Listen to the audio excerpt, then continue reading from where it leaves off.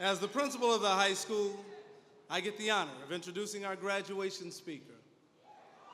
After thinking about it for a while, I soon realized that maybe I should consult with someone that could help me formulate the appropriate words, and so I called my father.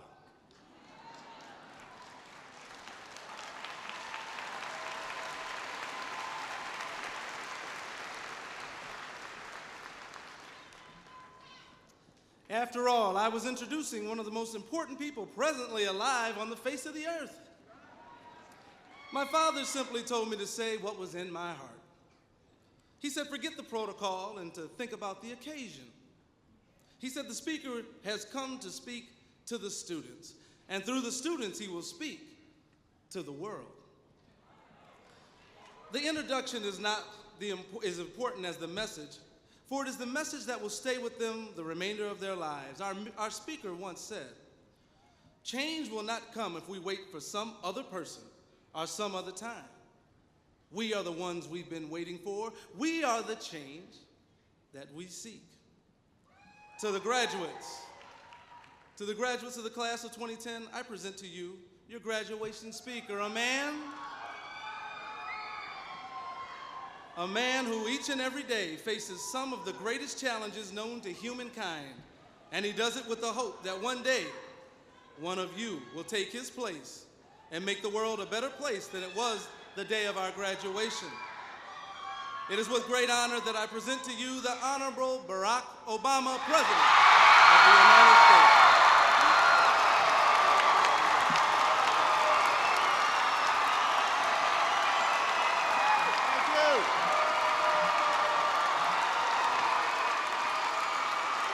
Thank you. Thank you.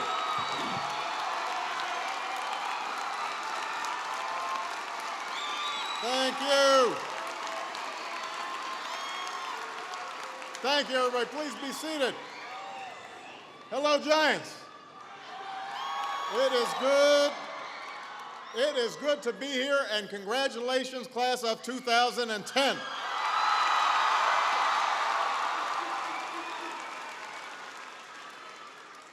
I am honored to be part of this special occasion. And I love you back.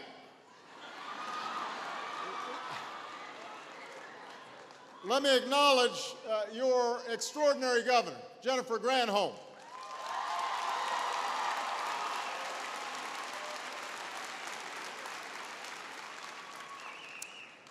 Superintendent Rice, thank you for your inspiring words. Your mayor, Bobby Hopewell, who I understand is a proud Kalamazoo graduate himself.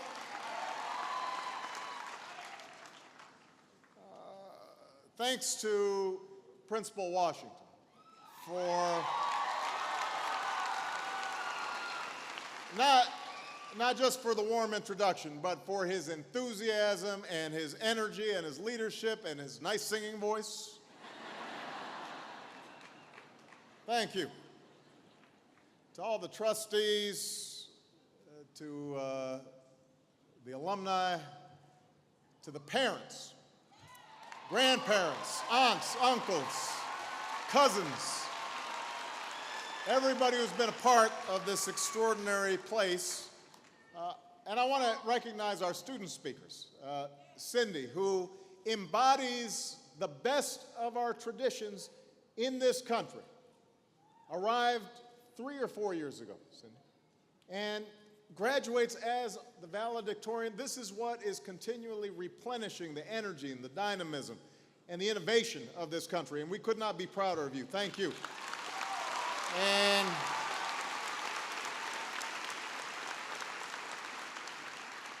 And to Simon, I'm glad that, according to the Constitution, you can't run till you're 35. So,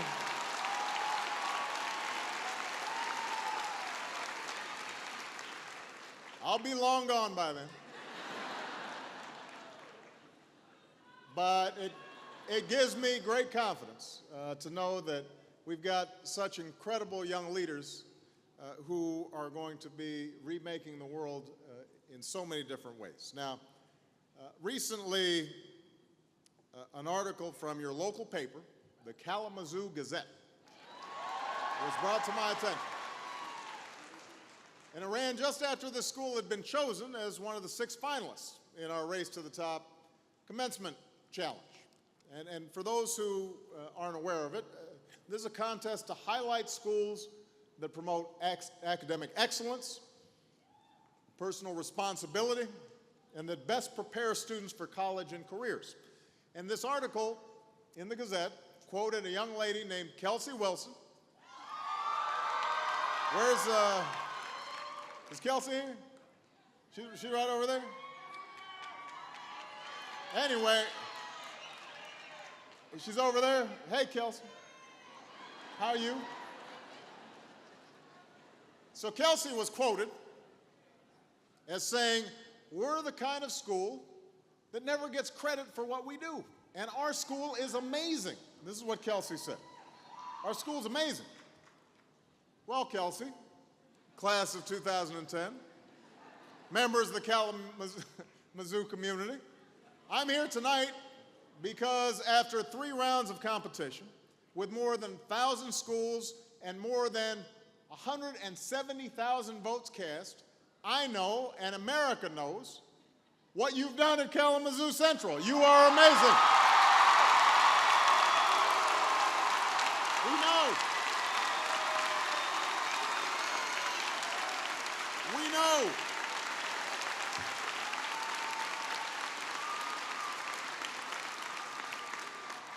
Our amazing Secretary of Education, Arnie Duncan, knows. Folks in Washington know, folks across the country know, and hopefully after tonight, everybody knows. Now, together as a community, you've embraced the motto of this school district. Every child, every opportunity, every time. Every time. Every child, every opportunity, every time. Because you believe, like I do, that every young person, every child, regardless of what they look like, where they come from, how much money their parents have, every child who walks through your schoolhouse doors deserves a quality education. No exception.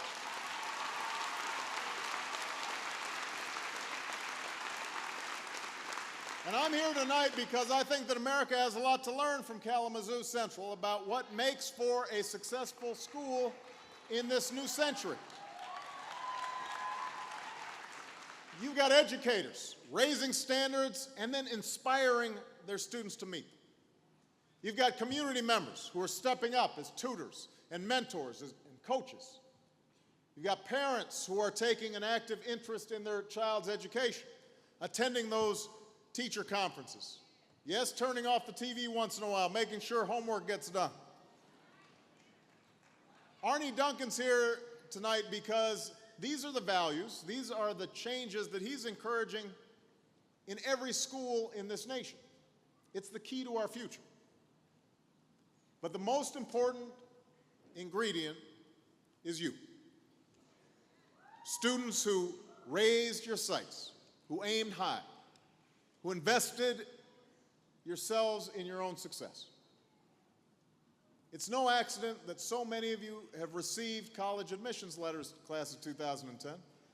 That didn't happen by accident. It happened because you worked for it. As the superintendent said, you earned it. So, Kelsey, I agree with you. What you've done here at Kalamazoo Central is amazing. I am proud of you. Your parents are proud of you. Your teachers, your principal, we're all incredibly proud. Now, graduates, all these folks around you, I have to say, though, with the cameras and the beaming smiles, they've worked hard to give you everything you need to pursue your dreams and fulfill your God-given talent. Unfortunately, you can't take them with you when you leave here. No one's going to go follow you around, making sure that you're getting to class on time, making sure you're doing your work. Nobody's going to be doing that for you. Going forward, that's all on you. Responsibility for your success is squarely on your shoulders. And the question I have for you today is this: what are each of you going to do to meet that responsibility? Now, right now you're getting plenty of advice from everybody. Some of it's helpful.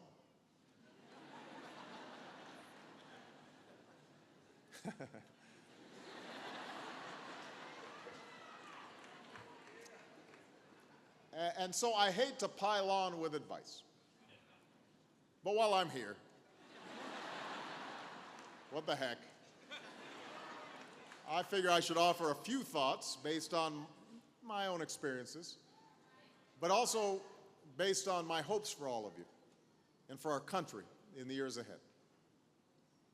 First, understand that your success in life won't be determined just by what's given to you or what happens to you, but by what you do with all that's given to you, what you do with all that happens to you, how hard you try, how far you push yourself, how high you're willing to reach. True excellence only comes with perseverance. This wasn't something I really understood when I was back your age. My father, some of you know, left my family when I was 2 years old. I was raised by a single mom and my grandparents, and sometimes I had a tendency to goof off. As my mother put it, I had a tendency sometimes to act a bit casual about my future. Sometimes I was rebellious. Sometimes I partied a little too much. Oh, yes, yes. There's a cautionary tale. Don't be cheering when I said that. Studied just enough to get by. I thought hard work, responsibility, that's old-fashioned. That's just people want to tell me what to do. But after a few years, after I was living solely on my own, and I realized that living solely for my own entertainment wasn't so entertaining anymore, that it wasn't particularly satisfying anymore, that I didn't seem to be making much of a ripple in the world, I started to change my tune. I realized that by refusing to apply myself, there was nothing I could point to that I was proud of that would last. Now, you come of an age in a popular culture that actually reinforces this approach to life. You watch TV, and basically what it says is you can be rich and successful without much effort. You just have to become a celebrity. If you can achieve some reality TV notoriety, that's better than lasting achievement. We live in a culture that tells you there's a quick fix for every problem and a justification for every selfish desire. And all of you were raised with cell phones and iPods and texting and emails, and you're able to call up a fact or a song or a friend with a click of a button, so you're used to instant gratification. But meaningful achievement, lasting success, it doesn't happen in an instant. It's not about luck. It's not about a sudden stroke of genius. It's not usually about talent. It's usually about daily effort. The large choices and the small choices that you make that add up over time. It's about the skills you build and the knowledge you accumulate and the energy you invest in every task, no matter how trivial or menial it may seem at the time. You've got an alum who plays for the Yankees, I hear. He's supposed to be pretty good.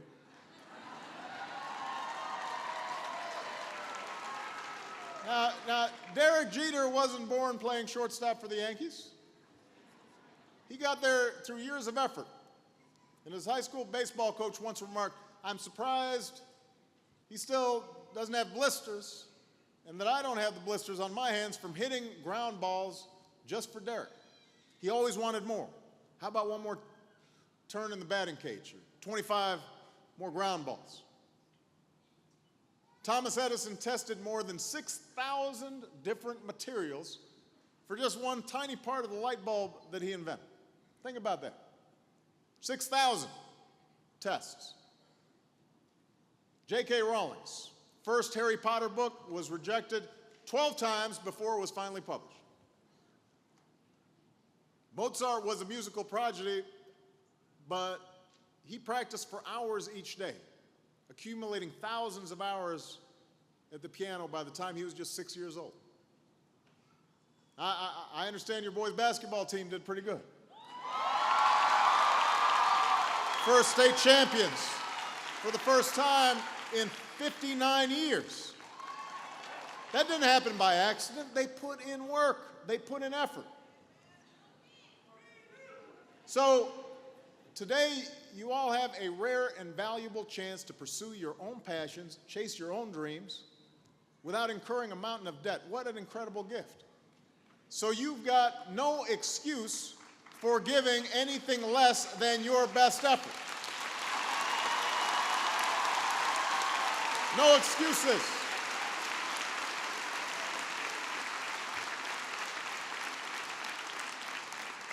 That's my second piece of advice, very simple. Don't make excuses.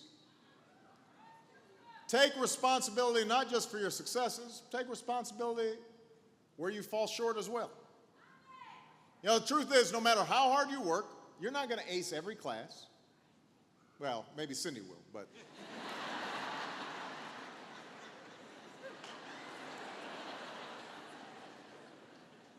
But you're not going to ace every class. You're not going to succeed the first time you try something. There are going to be times when you screw up. There'll be times where you hurt people you love. There'll be times where you make a mistake and you stray from the values that you hold most deeply. And when that happens, it's the easiest thing in the world to start looking around for somebody else to blame. Your professor was too hard. Your boss was a jerk. The coaches was playing favorites. Your friend just didn't understand. Your wife, oh, no.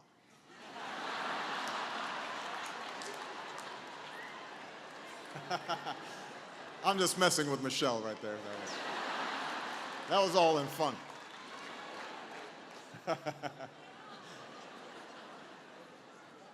No, but this is an easy habit to get into. You see it every day in Washington. Every day. Folks calling each other names, making all sorts of accusations on television. Everybody's always pointing a finger at somebody else. You notice that? Now, this community could have easily gone down that road. This community could have made excuses. Well, our kids have fewer advantages, our schools have fewer resources, how can we compete? You could have spent years pointing fingers, blaming parents, blaming teachers, blaming the principal, blaming the superintendent, blaming the president.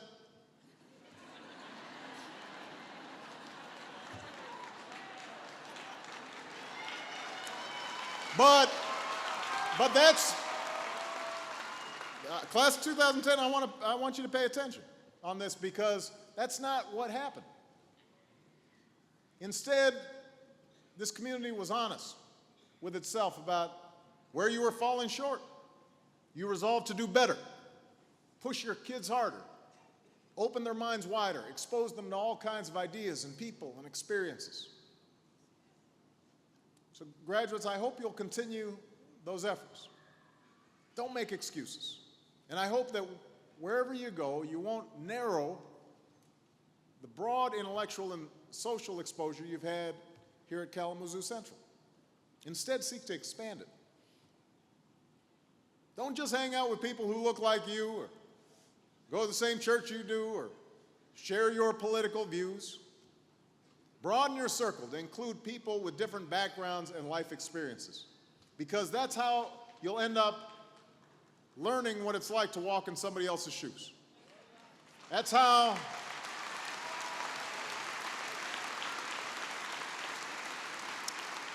you'll come to understand the challenges other people face.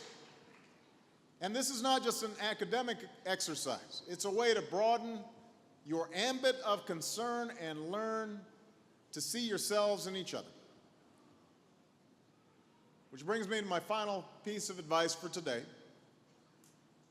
and that's to give back, to be part of something bigger than yourselves. Hitch your wagon to something that is bigger than yourselves. I know that so many of you have already served your community through efforts like your Stuff the Bus food drives and groups like Activists for Action, and I commend you for that.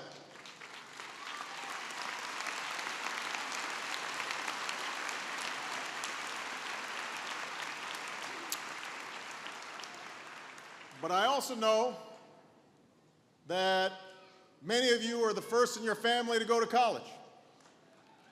And right about now, you may be feeling all the weight of their hopes and expectations coming down on your shoulders. And once you start juggling those classes and activities and that campus job, and you get caught up in your own dreams and your own anxieties and dating,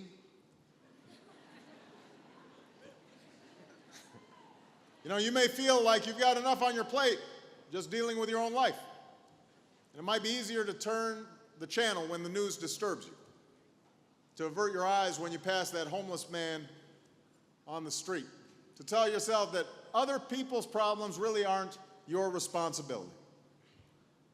But just think about what the consequences of that approach to life would have been if that's how folks had acted here in this community. What if those Kalamazoo Promise donors had said to themselves, well, you know what, I can pay for my own kids' education. Why should I have to pay for somebody else's?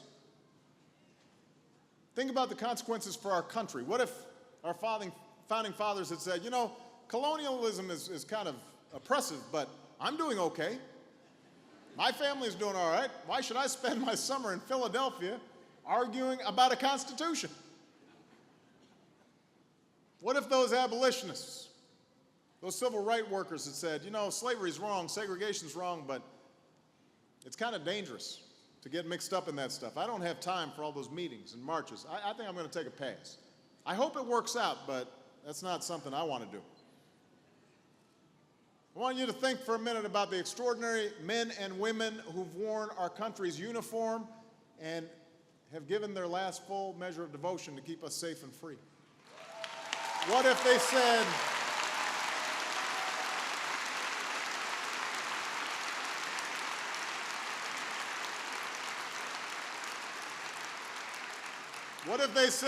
I really do love this country, but why should I sacrifice so much for people I've never even met? Young men and women in uniform right now making those sacrifices. So, you and I are here today because those people made a different choice. They chose to step up, they chose to serve, and I hope you will follow their example. Because there is work to be done, and your country needs you. We've got an economy to rebuild, we've got children to educate, we've got diseases to cure, we've got threats to face, we've got an oil spill to clean up, we've got clean energy to discover. And it is going to be up to you to meet all of those challenges, to build industries and make discoveries and inspire the next generation. It's going to be up to you to heal the divide that continues to afflict our world. Now, I'm not saying you got to do it here all at once, but as Theodore Roosevelt once put it, I'm asking you to do what you can with what you've got, where you are. And I can guarantee that wherever your journey takes you, there are going to be children who need mentors and senior citizens who need assistance, folks down on their luck who could use a helping hand. And once you've reached out and formed those connections, you'll find it's a little harder to numb yourself to other people's suffering. It's a little harder to ignore the national debates about the issues that affect their lives and yours. In the end, service binds us to each other and to our communities and our country in a way that nothing else can.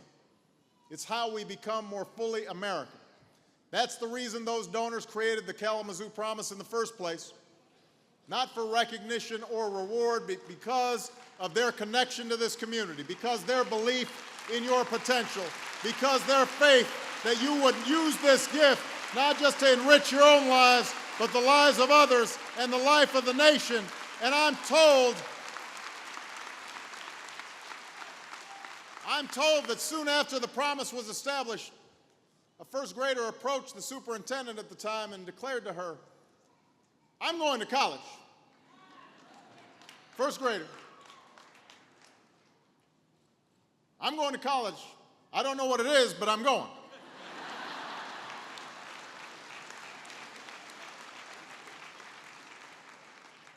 We may never know those donors' names, but we know how they helped bring this community together and how you've embraced their promise, not just as a gift to be appreciated, but a responsibility to be fulfilled.